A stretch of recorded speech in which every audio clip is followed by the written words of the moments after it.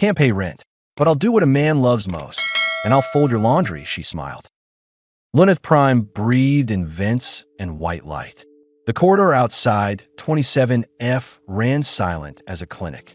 Alira stood with her damp wrap clinging to her glowing blue skin, copper wires braided through green hair that dripped on the polished floor. She raised a fist to knock, stopped, then pressed the bell with a quick, guilty touch. The door opened on Rian Solon, rolled sleeves, linen shirt, house slippers, posture straight, gaze steady. Behind him, a small loft sat in neat lines. Wire baskets of folded laundry, a humming radiator, an amber lamp, and a wall of labeled cases that ticked softly with archive fans. I can't pay this cycle, she said. Her voice scratched the air. I can do what men love most. Rian didn't smirk. He studied her shivering shoulders, the frayed hem, the sharp way she held her jaw to seem unbothered. Come in, he said, stepping aside.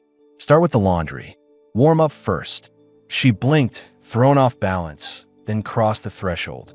The room smelled of Ferland seed coffee and hot dust from the balcony heater. He closed the door with a gentle push that felt final in a comforting way. Showers through there, he said, pointing past the stacked baskets. Sterilizer setting 2. Shirt on the hook. I'll set the radiator. That's not what I offered. I heard you. He met her eyes without flinching. I'm making a counteroffer. Her chin dipped an inch. Pride wavered. Need one.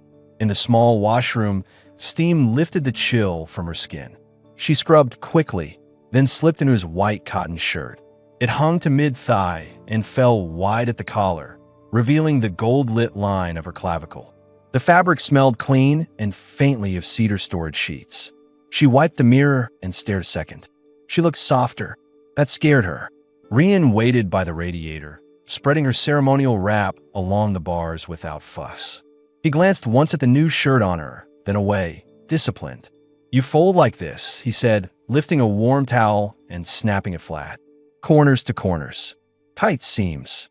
Stack in pairs so they don't tilt. She mirrored his hands. Their fingers brushed. She didn't pull back. He didn't either. You run a museum? She asked. Archives. He set another towel in the basket. Sound relics. I cataloged the things people forgot they danced to. You like quiet. I like control. He allowed a small smile. Quiet helps. She watched him for too long. I offered what you wanted, she said, testing. I heard what you thought you had to offer, he said. Different thing. She folded a shirt fast, too tense, then corrected herself. He noticed the correction and nodded, approving the precision, not the speed. Respect landed where pity would have hurt. He poured thyroid tea and handed her a mug. Balcony. Cold air met warm steam as the door slid open. White rails cut the fog. Far below, transit lines stitched light between towers. She sipped and winced at the spice. Too sharp, he asked. It reminds me I'm here, she said. Sharp is fine. You have a name? Alira. Rian, he said, though she knew. His badge lay on the counter inside. He let her see it without saying anything about it. A siren moaned somewhere in the mist. She tensed on instinct. He shifted closer, not touching, creating shelter with his body and the angle of his shoulder against the wind. The gesture read as protection, not possession. Her breathing eased. You expected me to take advantage, he said, naming the unspoken. I learned not to expect kindness. She kept her eyes on the trains. It gets expensive. What men love most isn't useful here. He turned his mug in his hand. What I love most is order. She laughed once, a small raw sound that surprised both of them. He didn't chase it. He let it sit. Inside, he set a plate on the counter. Zyron bread ends. A shallow bowl of Varan root soup warm from the freezer. He slid it toward her. Eat. She obeyed because hunger overruled pride faster than shame did. The first spoon burned her tongue. The second felt like a decision. You live alone, she said between careful bites. I work late. That's not what I asked. He met the question head on. Yes, I live alone. By choice. It's cleaner. And now I'm here. Messing your clean lines. You fit the lines. His answer came without thinking. It was blunt and true. She set the spoon down. I told you I could repay you with my body. You gave me food and a shower. I heard your math, he said. I prefer mine. What if I insist? He held her gaze, steady as a plumb line. Then I'd ask why you're still bargaining with ghosts. She bit down on a smile to hide the tremble in her lower lip. You talk like a man who files everything. I do. And where do you file me? He took the folded shirt she'd finished and set it squarely on the stack. Under guest. The word landed like a blanket over a shivering animal. She leaned on the counter with both hands, head bowed, letting the heat from the soup and the radiator and the admission sink in. Tomorrow, he said, I'll vouch for you at the museum. Cold work. No crowds. You'll be good at it. You don't know me. You correct your folds. You don't waste steps. You notice seams. That's most of the job. Her eyes lifted to his. He didn't blink. Authority rolled off him without noise. Not swagger. Structure. She set the spoon aside and stepped around the counter. Closed now, she caught the cedar and soap on his shirt, the dry warmth of skin under fabric. She reached for his forearm, slow, clear, testing both of them. This isn't payment, she said. I know. Her fingers tightened.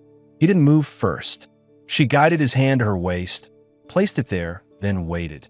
He applied gentle pressure, a firm hold that promised steadiness, not claim. Heat spread under his palm. She exhaled, long and even. You're staring, she said, tone lighter now. I'm selecting an archive entry, he said. This one says you're safe in my kitchen. That's a strange label. It's accurate. She stepped back before the air could tip into something she wasn't ready to choose. Surprise flashed in his eyes, then approval. He understood restraint as fluently as touch. Teach me the fold again, she said. He did, slower, guiding her wrists, knuckles skimming her skin with deliberate care. The contact was simple and intimate, every motion chosen, no guesswork, no stumble. Her shoulders dropped, her breath steadied. Her body leaned half an inch closer like a plant toward heat. An old turntable clicked on by timer. Soft hiss filled the room. A single warm chord floated from a rescued record. Not a love song. A city standard, slow, patient, built on clean rhythm. He didn't look at the player. She did. You keep music alive, she said. I keep proof, he said. So the past can be checked. Check me then. He lifted her hand, turned it palm up, examined the scar ridge across the base of her thumb, the split nail, the copper wire imprint on her fingers. He didn't ask how. He kissed the center of her palm once, brief, precise, decisive, then released it. Her breath hitched. Her eyes changed color by a shade, amber edging the irises. That's how I check, he said. She swallowed. You are a strange man. Organized, he corrected. Slightly perverted, she added, holding his gaze. Selective, he said, unbothered. The radiator clicked. Steam whispered in the washroom. Her wrap hung like a mended flag on the bars. She looked from the wrap to the bed through the open door. She looked back at him. I'll sleep better if you're near, she said. No lilt, no bait. A boundary and an invitation in one line. I'll take the chair by the door, he said. Light on low. If you need water, say my name once. Not a promise of sex. A promise of presence. It startled her more than an embrace. She crossed to the bedroom, climbed under the sheet in his white shirt, then turned on her side, face toward the doorway. He drew the chair up, sat like a sentinel, spine straight, forearms on thighs, hands loose. The amber lamp thinned the shadows. The record hissed and turned. Rian, she said. Yes. Thank you. You're welcome. Silence settled. The city hummed beyond glass. Inside, her breathing evened. He watched until the small muscles around her mouth unclenched. He let himself look once at the long line of her legs under the sheet and the way the shirt draped one shoulder, and he let desire exist without acting on it. Control was not absence. Control was choice. When he finally stood to adjust the curtain, she stirred and reached for his wrist in her sleep. Her fingers wrapped him with surprising strength. He didn't pull away. He set his other hand lightly over hers, grounding the grip until it softened. She didn't wake. She smiled, small and unguarded. He sat again and faced the door. The chair creaked once. The lamp hummed. The first night in 27F ended with no bargaining, no collapse, and a single unremarkable twist that changed everything. The man in charge did not take, he stayed. The first thing Elira felt when she woke was heat. Not the sharp burn of vents or the metallic tang of sterilizer lamps. Real warmth, gathered in still air. Rian sat in the chair by the door, upright, hands folded, eyes half-lidded. He hadn't slept. The amber lamp had dimmed to a dull glow that turned the edges of his jaw into cut stone. The city outside still murmured like distant machinery. Her body remembered where she was before her mind did. Clean shirt, soft sheet, the smell of cedar and coffee. No cold floor, no locked door. She pushed herself up on one elbow, the fabric slipping off one shoulder. His gaze rose at the motion, and for a second their eyes held. Hers alert now, his steady as if nothing had shifted. "You stayed," she said, voice husky. "You asked," he replied. He stretched, stood, and crossed to the small kitchen with the smooth precision of someone who lives by routine. He poured hot water over dark grains, the bitter smell of furlan-seed coffee cutting through the room. She sat upright fully, legs draped off the side of the bed, watching him. "Why didn't you?" she stopped. Word crowded. "Touch me. Demand something. Treat me like everyone else had." He didn't make her finish. "Because I'm not starving," he said simply, stirring his cup. The statement wasn't cruel, just true. Her eyes flicked to her wrap, drying by the radiator. The torn edges were stiff now, lines of ceremonial stitching frayed and split. It looked more like scrap than clothing. He followed her gaze. "Still worth repairing?" he asked. She almost said no. Instead, she said, "I don't know who I am without it." "Then it's worth it." She found herself smiling without meaning to. "Do you fix everything?" "Only what matters." He slid her a clean mug. Steam coiled up, warm against her face. She sipped carefully. It was bitter, earthy real, not the thin synthetic brew she sometimes bought with ration chips. The quiet stretched, not tense now, just unfamiliar. He broke it. "There's a roll at the museum nobody wants," he said. "Cold storage catalog. No crowds. No noise. You could do it." "They won't take me," she said automatically. "I've applied everywhere." "They flagged you?" She hesitated, then nodded. "Volatility markers." "I didn't finish the wellness program." "You don't need to be calm to stack boxes. You need precision." He studied her face. "You have that. Why help me?" The question came out flat. A blade edge, not a plea. "Because I can." He took another sip. "Because you shouldn't have to barter yourself to survive." Her chest tightened, sudden and sharp, like the air thinned around her. She stared at the dark surface of her coffee until it stopped trembling in her hands. "Then what do you want from me?" she asked quietly. "Order," he said. Quiet. Maybe someone who understands both. Her laugh startled them both. Soft, short, genuine. "You are the strangest man I've met." "Accurate," he said without smiling. She stood, the hem of his shirt brushing her thighs, and crossed to the radiator. Her wrap was still warm. She touched the copper thread lining, brittle but intact. She could fix it, maybe, if her hands didn't shake. He came to stand beside her, close enough for his heat to reach her skin, not close enough to trap. "After breakfast," he said, "we'll repair it together. Then I'll walk you to the office. And if they refuse me again, then I try something else," he said, like it was just another task on a list. "You keep showing up. That's the job." She turned to him. He didn't flinch. Authority rolled off him like gravity, quiet, constant, undeniable. Something inside her, something knotted for years, shifted half a millimeter. "Okay," she whispered. "Eat first," he said, and set a pan on the stove. The crackle of oil filled the loft. He slid Zyron bread slices into the pan, then spooned thick veronroot mash over them until they browned. She watched him move, efficient, silent, every motion clean. He passed her a plate. She ate, too fast at first, then slower, savoring. The outside was crisp, the inside soft and spiced. When she looked up, he was watching her. Not hungry, just noting, memorizing, like he might archive the way she chewed. "You can stop staring," she said. "Can," he agreed, not looking away. She swallowed. "You said you weren't starving." "I'm not," he said, "but I'm still human." Heat curled low in her stomach.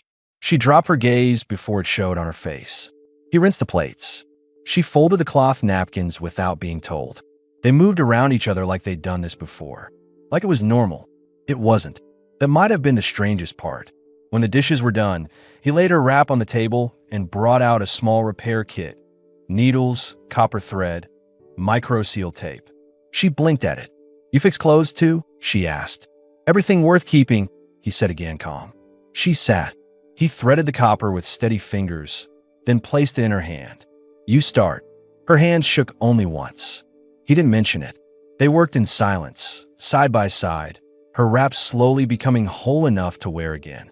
By the time the fog outside began to lift, she had stopped thinking about how much skin her shirt exposed when she bent forward.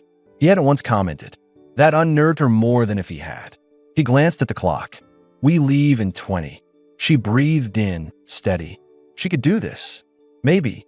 "Rian," she said as he packed the kit away. "Yes. If I get the job, what then?" "Then you pay rent," he said, sliding his badge into his pocket. "And keep folding laundry."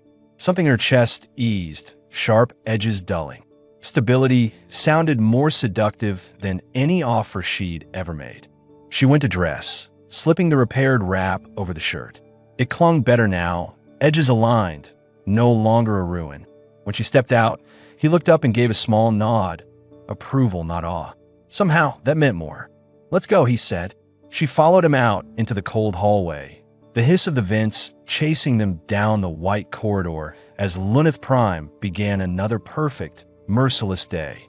The descent lift-hummed like a buried engine as it dropped through layers of glass walkways and fog. Aelira stood beside Rian, her repaired wrap tied firm at the waist now, the copper threads glinting in the dim car light. Beneath it she still wore his white shirt, collar peeking, a quiet anchor of warmth. People around them didn't look twice.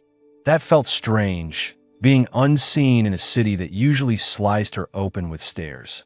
Rian held a small case against his side, thumb resting on the latch. She'd wanted to ask what was inside, but something about his stillness warned her not to pry yet. Instead, she watched the city blur past the glass, suspended walkways webbed between towers, the abyss far below swallowing sound. "Will they ask about my file?" she said quietly. "They might," he said. His eyes stayed on the floor count display. "They'll see I signed your clearance as sponsor." "Why would they trust that?" "Because they trust me." No boast, no smile. Just fact. It startled her more than arrogance would have. The lift doors opened to cold air and silence. The Museum of Sound relics loomed like a frozen archive block, glass and steel with no windows, its name etched in bare white across the entrance. Security gates pulsed faint blue as they stepped through. The scent inside hit first, dust, chilled metal, faint ozone from static controls. No voices, no crowds. "This is dead," she murmured. "Preserved," he corrected. "Sound can't rot.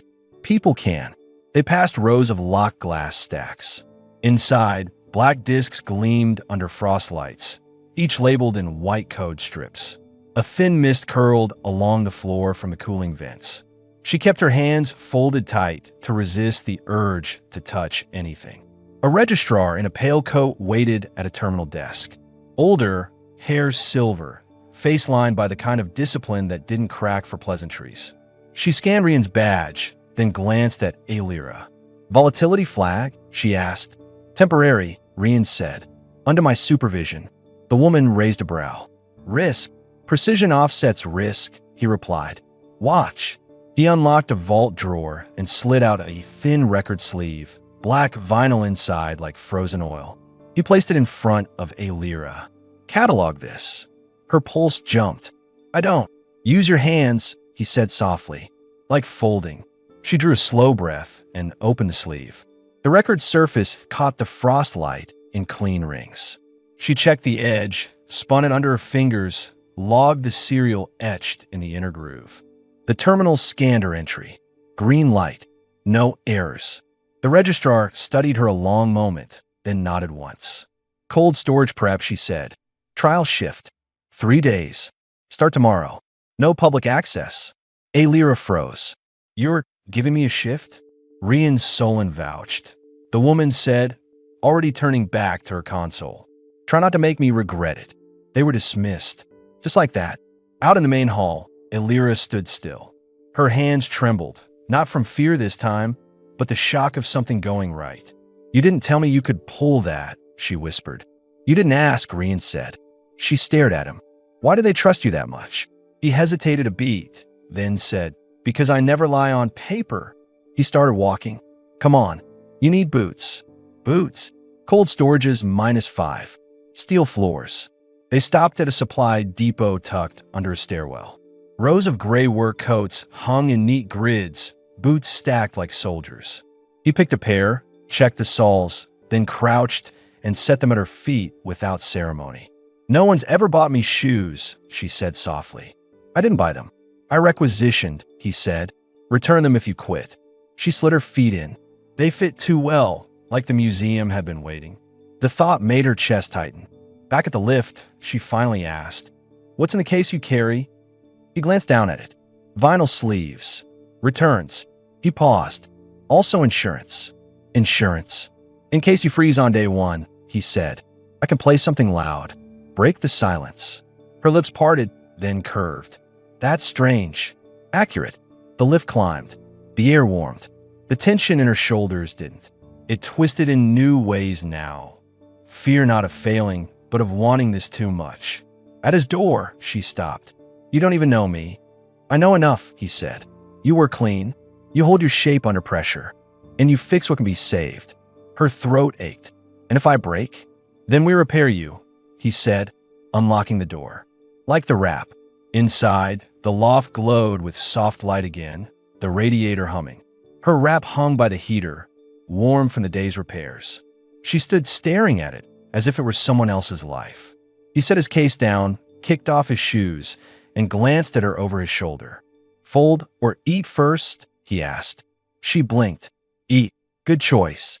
He moved to the stove. She sank to the floor cushions and watched him cook, steady, efficient, as though the day hadn't shifted her entire axis. For the first time, she wanted to stay not just because she had nowhere else. She wanted to stay because maybe she was becoming someone who could. Steam curled off the pot on Rian's stove, thick with the earthy scent of simmering Varen root. Alira sat cross-legged on the low cushions, her repaired wrap folded neatly on the radiator bar, wearing only his white shirt again while it warmed. Her damp green hair hung loose down her back. The amber floor lamp washed the loft in honey light, softening the edges of every shadow. For a moment, the day's shock, the trial shift offer, the registrar's cold nod, the boots that fit like they were made for her, felt distant and unreal. Rian stirred the soup with clean, precise movements. He didn't look at her often, but when he did, it wasn't the way men usually looked. Not scanning, not weighing. More like he was cataloging a fragile artifact and refused to leave fingerprints on it. You didn't flinch once, he said quietly, still watching the slow swirl of the spoon. At the museum. I wanted to, she admitted. I wanted to run. My knees locked. That's good control. She tilted her head. Control or fear? They feel the same from the outside, he said. He lifted the pot and poured the soup into 2 shallow bowls, then added a few Zyron bread slices crisped in oil. He placed one bowl in front of her and sat across from her on the floor, not the table, as if leveling the space. She tasted the broth. Sharp, clean, real food. Her throat tightened. No one at the museum asked why you vouched for me, she said. They wouldn't, he replied. They know I don't gamble. But you did. He met her eyes. I calculated. Cold answer. Safe answer. Her lips curved despite herself. She tore a piece of bread, dipped it in the broth. You plan everything? Only what can break, he said. She looked around at the perfectly folded stacks, the precise lines of labeled archive cases along the walls. You build a life out of things that don't talk back. That was the idea. And then I knocked. Correct. He didn't smile, but something in his eyes softened, as if he wanted to. They ate in silence for a while. The city hum muffled beyond the window. When she finished, she set the empty bowl aside and watched him gather the dishes with clean efficiency. Where did you learn to cook? She asked. My mother, he said simply, before she left. Left. Walked out. Didn't like walls. Did it break you? It made me organized, he said, stacking bowls. So no one else could leave and take the structure with them. The honesty stunned her. It wasn't self-pity. It was just what was. She stood and crossed to the drying rack, touching her wrap. It was almost warm now. The copper stitching caught the light in clean lines. She traced the repairs they had made that morning. They were stronger than the original seams. She had not expected that. Rian returned from the sink, drying his hands on a cloth. "If you don't want to go back tomorrow," he said, "say so tonight. I'll pull your name from the rota before it locks." She turned. "Do you think I can't handle it? I think it'll be cold, lonely, and harder than you expect. That's where most people break." His gaze held hers. "I want you to choose it, not survive it." No one had ever said that to her. Survival was always assumed. Choice never offered. "I'll go," she said. "Good." Silence held a moment. Not tense, just heavy with new weight. He moved to the balcony door and cracked it open. Cold night air rolled in, brushing her damp hair against her cheek. Neon veins stitched the fog below, sharp and endless. He stood framed by it, sleeves rolled, collar loose, like part of the structure, yet apart from it. "You could disappear in this city," she said softly. "I tried," he said. "Didn't take." "Why?" He looked back at her, eyes steady. "Because I like being seen. By the right person." Her chest tightened. She stepped closer, bare feet silent on the floor. The night breeze slid between them. His eyes didn't drop from her face even once. "You scare me a little," she whispered. "Good," he said, voice low. "That means you care what happens." Her breath caught. The air between them went still, charged. Then he stepped back just enough to give her space, as if proving he wouldn't take more than she gave. "Sleep," he said gently. "First day starts early." She nodded, though part of her didn't want the moment to end. She slipped the wrap from the radiator and draped it over her arm, then crossed to the bedroom doorway. When she glanced back, he was still standing by the balcony, framed in cold white light, a man built from structure and silence. And, to her surprise, willing to bend for her. She closed the door softly, heart beating hard in her ribs, and for the first time since arriving at 27F, she let herself hope that tomorrow might not be just another day she survives, but the first one she belongs. The alarm hummed low from the corner panel. Not a chime, just a rising tone that cut gently through sleep. Alira woke fast, like old instincts wouldn't let her linger. The room was pale with early fog lights spilling through the blinds, her wrap folded at the foot of the bed, still faintly warm from the radiator's overnight hum. She sat up slowly, letting the sheets slide from her shoulder. Rian stood in the kitchen, already dressed, shirt crisp, collar neat, hair damp from the sterilizer shower. He moved like time had been waiting for him. "Eat first," he said, not looking over. "Then we run." "Run," her voice rasped. "Transit won't wait for second shifts." She pulled on the wrap, tying it snug over the white shirt, and stepped out barefoot onto the cold floor. He set down 2 small bowls of larnberry porridge. The sharp, sweet steam hit her nose. She sat, took a bite, winced at the sourness. He slid over a tiny vial of Orvan syrup without comment. She drizzled 2 drops. "Perfect now." He said nothing, just nodded once, approving the adjustment. "You always wake this early?" she asked. "Earlier. I wait until you move," he said. The thought that he had watched for her to stir sent a pulse through her chest she wasn't ready to name. She kept eating. After, he handed her the gray work coat and the boots they'd picked yesterday. The coat was heavy, clean, lined at the seams with thermal mesh. She shrugged into it. It swallowed her shape, and for some reason, that felt safe. The lift down to the museum groaned as it cut through the fog. The city below blurred like melted glass, strings of white transit lights flashing between spires. Rian carried the same slim black case. She eyed it again. "Still insurance?" she asked. "Always," he said. The museum lobby was colder than yesterday, like the building had settled deeper into its own silence overnight. Security waved them through without glancing up from their screens. No one said her name. That somehow eased her. Cold storage lay behind a triple-sealed door. Rian keyed them in. A blast of dry air hit her skin, shocking. Frost glazed the steel floor. Rows of black discs stood stacked in vertical crates, each glowing faintly from the embedded serial nodes. The air smelled like metal and old ozone. "This is where you start," Rian said. He pointed to a station. Scanner, gloves, tissue rolls, label printer.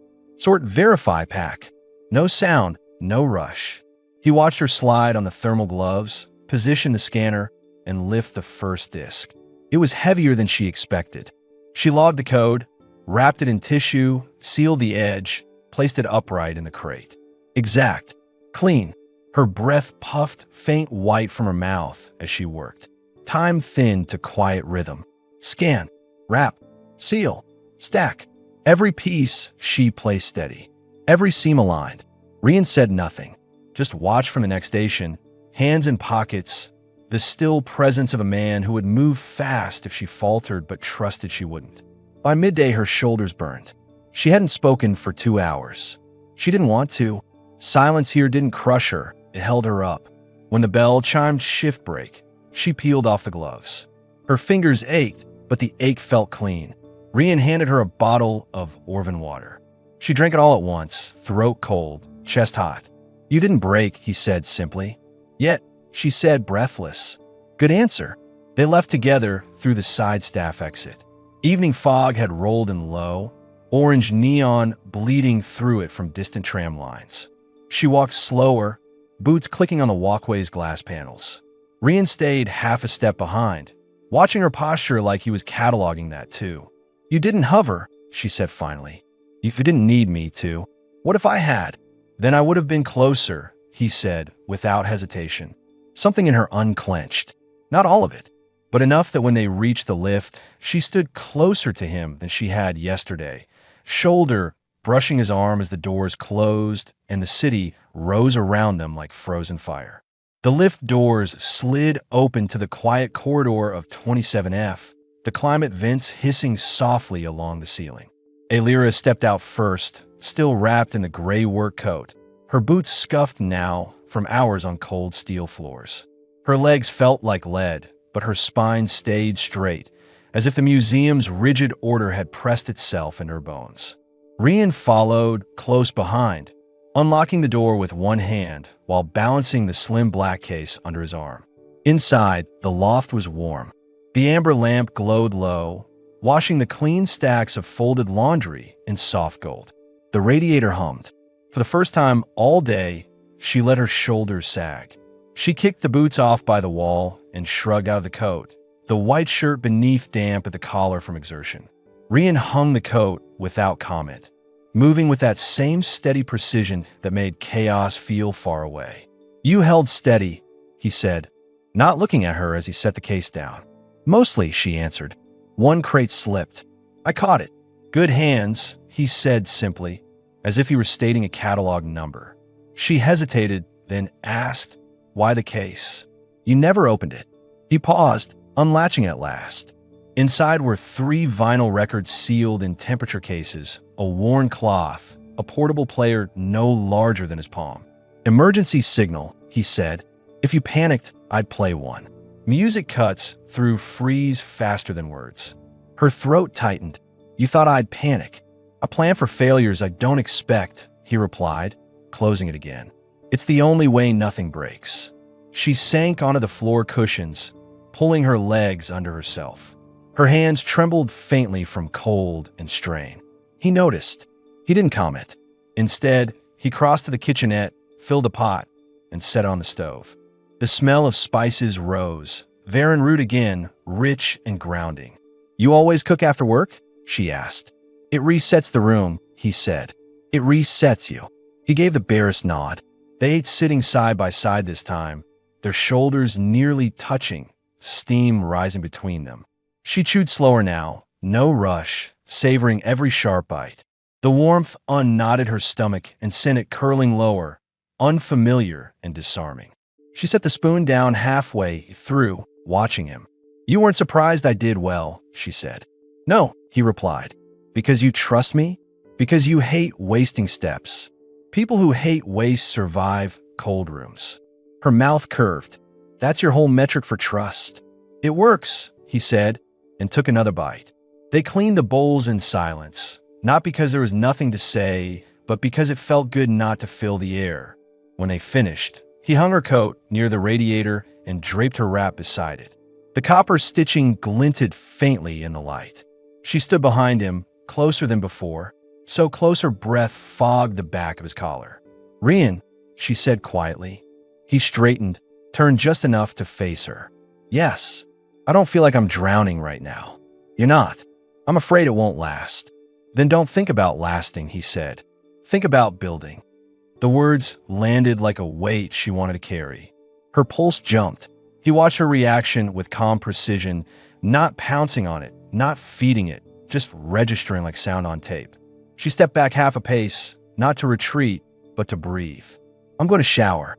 Sterilizer setting 2, he said. "Don't burn your skin." She went. Warm mist hissed behind the closed door. He stayed by the radiator, folding the cloth from his case with exact corners, a man settling the room for the night. When she emerged, her damp green hair clung to her neck, glowing faint under the lamp. She wore his white shirt again, bare legs silent on the polished floor. He didn't look up right away. When he did, his gaze swept her once, throat, shoulders, eyes, and stopped, still and measured. "You look less like you're passing through," he said. "Maybe I want to stay." He held her eyes. "Then stay." No smile, no ceremony, just the offer, simple and solid as the floor beneath them. She crossed the room slowly, bare feet whispering against the wood, and stopped in front of him.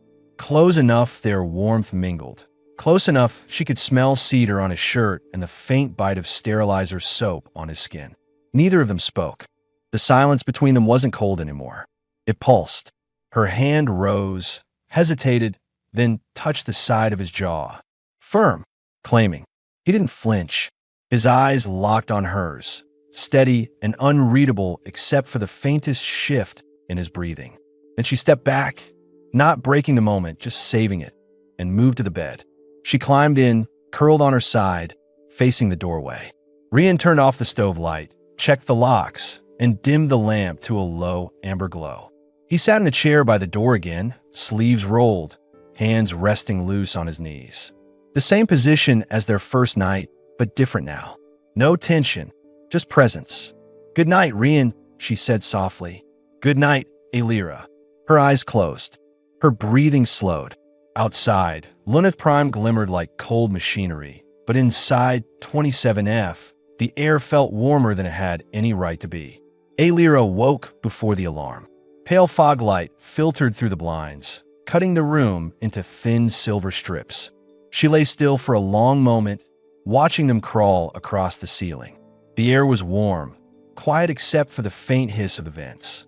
Rian still sat in the chair by the door, arms crossed loosely now, head tilted back, eyes closed, not fully asleep, more like he was on standby.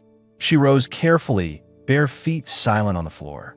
The shirt hung loose on her body, the hem brushing her thighs. She stood over him for a moment, just looking. Even half asleep, he looked unshakable. That stillness pulled something deep inside her taut and steady. "You should sleep in the bed," she said quietly. His eyes opened immediately. Sharp, alert. "You were watching me. You stayed again. You needed me, too." He straightened, the chair creaking under him, then stood. "We're early. You can rest more." "I don't want to." She tilted her head. "I want to work." His brow rose slightly, but he didn't argue. "Then eat first." She pulled on her wrap while he set a pan on the stove. This time he didn't make porridge. He toasted Zyron bread slices with thin slivers of cured kellen root, sharp and smoky. The smell filled the loft fast, grounding her. They ate standing by the counter, both silent. After, he checked her coat, seams with quick hands, making sure the thermal mesh hadn't frayed. It startled her. How naturally he touched her now, precise and impersonal, yet protective. She liked it more than she wanted to admit. At the museum, security barely glanced at her badge. The registrar from the first day passed him in the hall and gave a short nod without stopping. No questions, no hesitation. Cold storage hit her like a wall again, but this time she braced for it. She worked faster, cleaner. Scan, wrap, seal, stack. Her movements sharp, her hands steady. Hours passed like minutes. She lost herself in the rhythm, the quiet hum of air filters, the soundless world where nothing demanded more than accuracy. By midday break, Her fingers ached, but her mind was clear in a way she hadn't felt in years. Rian handed her a flask of Orvan water and watched her drink, his gaze calm and unreadable. "You like it here," he said. "It makes sense," she said simply. He gave a single approving nod. "Then we build on it." When her shift ended, the registrar stopped her at the exit.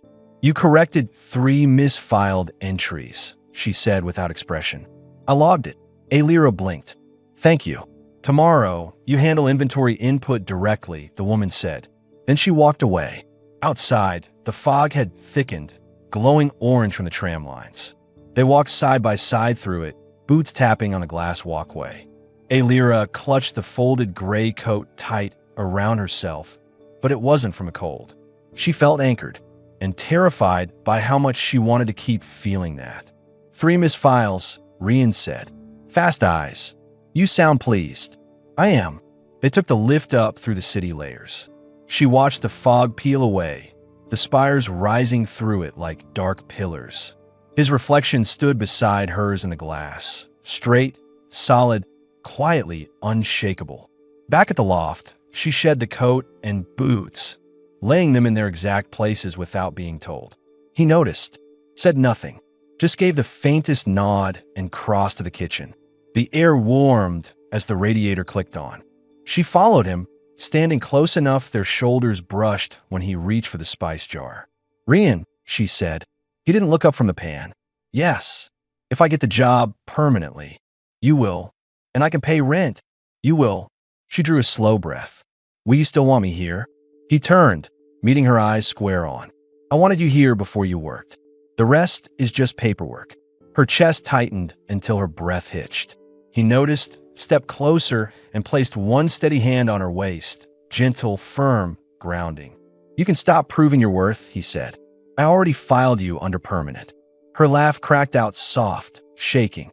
She pressed her forehead to his collarbone, eyes closing. His other arm came around her back, solid and warm. They stood like that for a long moment, the city silent outside, the only sound the soft tick of the old turntable warming up on its timer. He didn't kiss her. She didn't ask. This wasn't about taking. It was about staying. And for the first time in her life, staying didn't feel like surrender. It felt like safety. Rian's arm was still around her when the turntable clicked on. A low hiss filled the loft. Then the first soft chord rose, warm and unhurried. Alira stayed against his chest, breathing slow, her fingers curled lightly in the fabric of his shirt. He stood solid, unmoving, as if bracing the world around her in place so it wouldn't shift again. "I don't want to go back to who I was," she whispered. "You won't," he said simply. She lifted her head, eyes amber bright in the lamplight. "What if I fail? Then we repair you," he said without pause. "Same as everything else here." Something inside her broke quietly. Relief, sharp and deep. She stepped back, wiping her cheek with the heel of her hand like she just brushed off dust. His gaze stayed steady, soft around the edges now, like he understood exactly what cracked. "Sit," he said. "Dinner's almost done." They ate on the floor cushions again, knees touching this time. He had made varenroot soup, but added shredded kellen leaves and a hint of frozen seed. The broth was rich, smoky, the heat rolling slow down her chest. She watched his hands while he ate. Steady, methodical, the same rhythm he used for folding. The same rhythm he used for touching her waist earlier, like she was part of his structure now, not an exception to it. "I start full-time tomorrow," she said quietly. He set down his spoon. "Confirmed. Registrar told me when I clocked out." "Good." He leaned back against the wall, stretching his legs out, ankles crossed. "Then you'll need your own badge." Her brows lifted. "That means I stay." "That means," he said, "I stop calling you temporary." The words struck harder than they should have. She stared down at the last spoonful of soup, throat tight, then tipped it back like she was swallowing something heavier than food. Later, after the dishes were cleaned and the steam had faded from the windows, he brought out a small black envelope from the top shelf of his archive cases. He set on the table in front of her without explaining. She frowned, slid it open. Inside lay an affiliate access pass, matte fabric card, her name etched clean across the surface in white code. It looked unreal, like something that belonged to someone who existed here. Her voice cracked. It lets you into the archives on your days off, he said. Staff use it for previews. No one goes alone. I will. You'll come with me, she said, more like a confirmation than a question. Yes. She blinked fast. The fog in her chest lifted slow, piece by piece, leaving something terrifying and clear. Belonging. Why are you doing all this? She whispered. Because I like the sound you make when you work, he said. It's quiet, precise. It stays. Her eyes burned. She stood, suddenly, as if staying seated would shatter her. He rose too, instinctively, and for the first time she didn't hesitate. She stepped into him, her hands sliding up his chest, her body pressing full against his. He didn't move until her lips touched his jaw. Then his hands came to her hips, firm, anchoring, and she felt his breath hitch hard against her hair. This time there was no pause, no fear of misstep.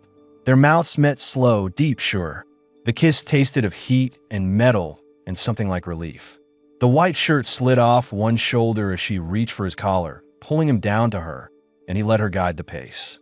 No rush, no greed, just heat building in quiet increments, like steam building under pressure.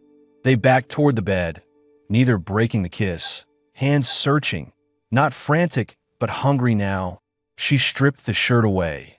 It fell silent to the floor, and his hands mapped the glowing lines of her skin like catalog entries he intended to memorize. She arched under his touch, her breath catching sharp when his lips brushed her collarbone. Then lower still, each movement exact, controlled, devastating. They tangled in the sheets, heat rolling between them, the sound of their breathing growing ragged against the hiss of the old radiator. She curled her legs around his hips, pulling him in with a soft gasp, and he groaned against her neck, low and rough, the sound of a man letting go carefully, completely. They moved slow, deep, deliberate. Every motion chosen, not taken, every shiver coaxed like a note drawn from an instrument no one else had known how to play. When it was over, they lay still, skin damp, breaths leveling. The blinds glowed faint silver from the fog-drenched city. Her head rested on his chest, his heartbeat steady under her cheek. He smoothed a hand down her back, palm wide and warm, and she felt every muscle in her body finally release. This feels like home, she whispered. It is, he said, and in the soft amber dark of 27F, while the city pulsed cold outside, Alira finally believed him.